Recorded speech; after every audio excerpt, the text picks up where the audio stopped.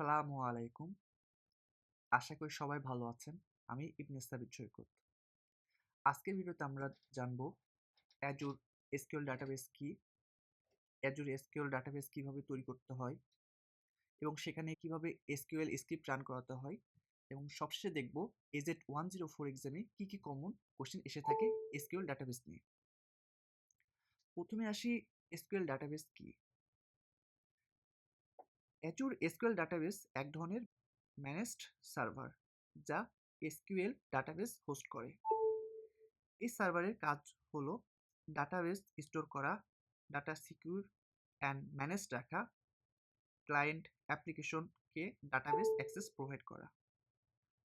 শর্টে বললে ডাটাবেসের একটি বাড়ি যেখানে সব ডাটা সেভ থাকে। এখন আমরা দেখি কিভাবে একটি এসকিউএল ডাটাবেস তৈরি করতে হয়। সেজন্য আমরা পোর্টালে যাব। পোর্টালে যে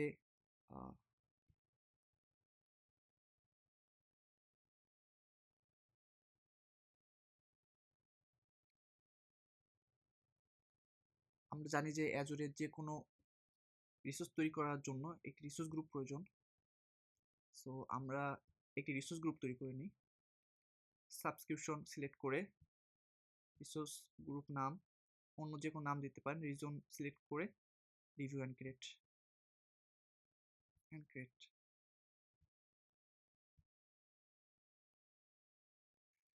রিসোর্স গ্রুপ ক্রিয়েট হয়ে গেছে।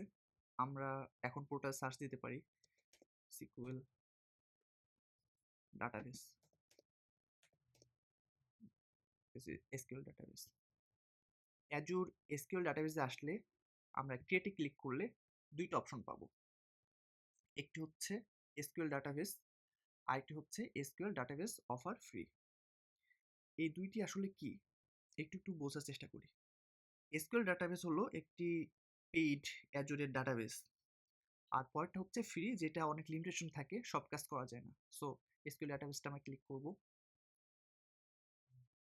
দেন আমরা সাবস্ক্রিপশনের জায়গায় সাবস্ক্রিপশন রাখবো। রিসোর্স গ্রুপ যেটি তৈরি করেছি সেটি সিলেক্ট করে নেব। ডাটাবেস নেম ডেমো এসকিউএল লিখলাম। দেন সার্ভার আমাদের নেই, তাই ক্রিয়েটে ক্লিক করতে হবে। একটি ইউনিক সার্ভার নেম দিতে হবে, ডেমো সার্ভার। এটি ইউনিক হয়নি, সো বলছে যে server name is already in use. So এটা ইউজ হয়েছে, আমি একটু ইউজ করে দিই। হ্যাঁ, এটা নেই। এখন ইস্ট ইউএসএ এটা সিলেক্ট করতে পারবো না, সো রিজনটা আমরা চেঞ্জ করে নিলাম। এখন আমাদের আরেকটা অপশন আসছে, সেটি হচ্ছে যে অথেন্টিকেশন মেথড। এখানে দুই ধরনের মূলত অথেন্টিকেশন আছে। প্রথমটা যদি আমরা দেখি তাহলে Intra only authentication, Microsoft Intra ID দিয়ে এটা লগ ইন করা যাবে। নাম্বার 3তে যদি একটু খেয়াল করি তাহলে SQL authentication, name and password দিয়ে, মানে হচ্ছে যে এসকিউএল নেম এবং পাসওয়ার্ড দিয়ে লগ ইন করতে হবে। আর মিডিলটা হচ্ছে বোথ, আপনি ইন্ট্রা আইডি দিয়েও লগ ইন করতে পারবেন অথবা আপনি সার্ভার নেম অ্যান্ড পাসওয়ার্ড দিয়েও লগ ইন করতে পারবেন। সো আমরা একটা সার্ভার নাম দিই, দেন পাসওয়ার্ড,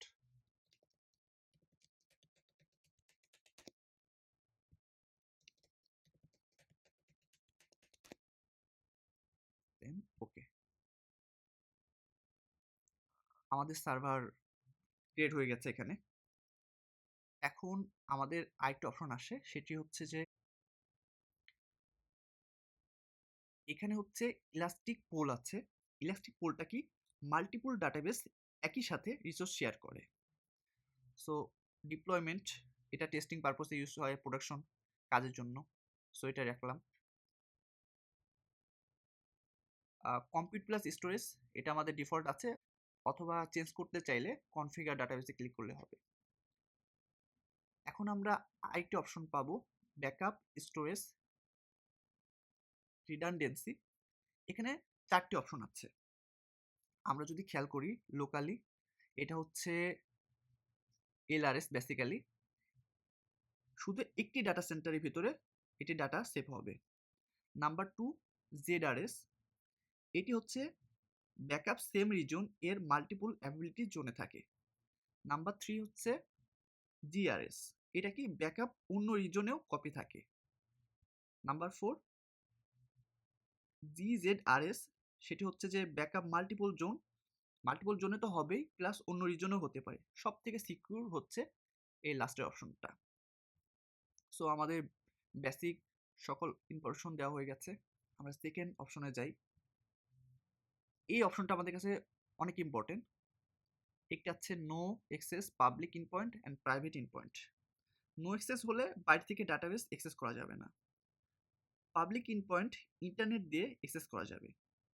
আরেকটি হচ্ছে প্রাইভেট ইনপয়েন্ট, সেটি হচ্ছে ভিনেট দিয়ে সিকিউর অ্যাক্সেস। সো আমরা পাবলিক ইনপয়েন্ট রাখলাম, ইন্টারনেট দিয়ে যেন অ্যাক্সেস করা যাবে। সো আমরা আরেকটি অপশন এখানে পাবো কানেকশন পলিসি। ফার্স্টটা আছে ডিফল্ট, এটি হচ্ছে অ্যাজুরের ভেতরে রিডাইরেক্ট আর বাইরে হচ্ছে প্রক্সি। সেকেন্ডটি হচ্ছে প্রক্সি, প্রক্সিটা কি সব কানেকশন গেটওয়ে দিয়ে যায়। নাম্বার 3 রিডাইরেক্ট, রিডাইরেক্ট ক্লায়েন্ট সরাসরি ডাটাবেস নোডে যায়। ওকে, সো আমরা ডিফল্টটা রাখলাম। দেন আমাদের সিকিউরিটি। সিকিউরিটিতে যদি আপনি ফ্রি ট্রায়ালে ইনেবল করেন তাহলে এসকিউএল এর জন্য সিকিউর এবং থ্রেড প্রোটেকশন চালু হবে। আর নট নাও সিকিউরিটি ফিচারগুলো চালু না করার জন্য এটা ক্লিক করা হয়। সো এখানে আর কোনো কিছু দরকার নেই।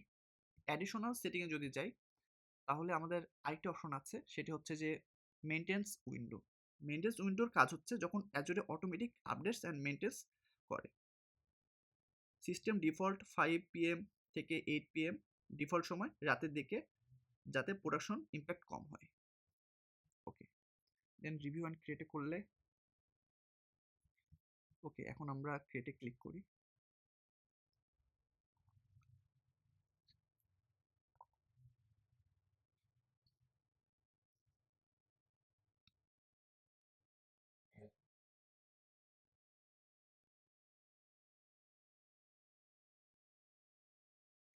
হ্যাঁ, আমাদের ডিপ্লয় হয়ে গেছে। গো টু রিসোর্সে যদি যাই তাহলে আমাদের সকল ইনফরমেশন দেখতে পারবো। রিসোর্স গ্রুপ দেখতে পারবো, স্ট্যাটাস দেখতে পারবো, লোকেশন কোনটা দিয়েছিলাম সেটা দেখতে পারবো, সাবস্ক্রিপশন দেখতে পারবো, সার্ভার নেম যা দিয়েছিলাম সব দেখতে পারবো। এখন আমাদের যদি এসকিউএল স্ক্রিপ্ট রান করাতে হয় তাহলে আমাদের যাওয়া লাগবে এই যে এখানে কোয়ারি এডিটরে। কোয়ারি এডিটরে যদি আমরা ক্লিক করি তাহলে আমরা ফার্স্টে আইপিটা অ্যালাউ করে নেব।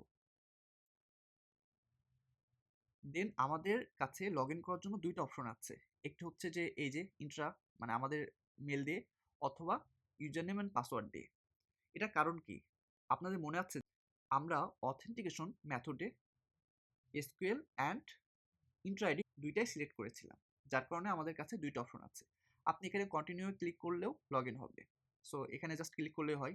আমি পাসওয়ার্ড দিয়ে দেখাই যে সেম কাজ করে কিনা। হ্যাঁ, সো লগ ইন হয়েছে। এখন আমরা একটি এসকিউএল স্ক্রিপ্ট রান করাই। আমার গুগল ডক্সে একটি কোড লেখা আছে, সেটি আমি রান করাতে চাই। So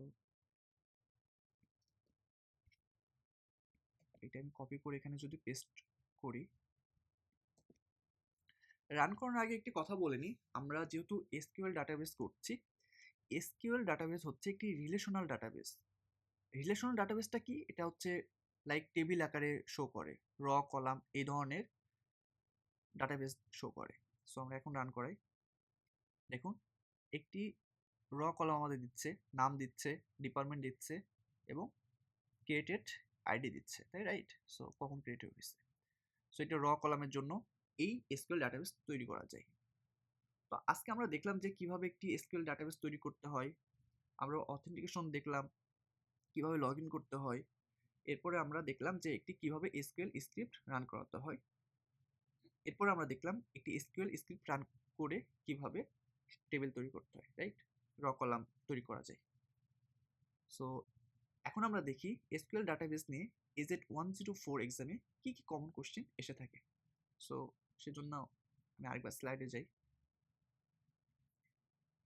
question answer. First question হচ্ছে, what is Azure SQL database? Azure SQL database is a fully manage PaaS. আমরা জানি যে এখানে ডিপ্লয়মেন্ট মডেল 3 ধরনের আছে, আস, পাস, সাস। এটি হচ্ছে pass. Okay. Number 2, what is the service model for Azure SQL database? So একই কথা, pass. Number 3, what is the purpose of Azure SQL database server?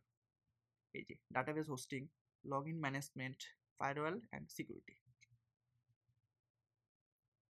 Who manage backups in Azure SQL database? Azure SQL database backups are managed automatically by Microsoft. মানে এর backup কেউ manage করে না, cloud নিজে এর backup manage করে। How is high availability achieved in Azure SQL database? How many types authentication? Authentication 2 ধরনের আছে, আমরা দেখেছি যে SQL আছে আর আরেকটা হচ্ছে মাইক্রোসফট ইন্টার আইডি দিয়ে, অর্থাৎ Azure AD, যেটি আগে নাম ছিল এখন হচ্ছে Microsoft Entra ID. What is the difference between public and private endpoint? Public endpoint যেটা আপনি ইন্টারনেট দিয়ে অ্যাক্সেস করা যায়, আর প্রাইভেট হচ্ছে ভার্চুয়াল নেটওয়ার্ক দিয়ে।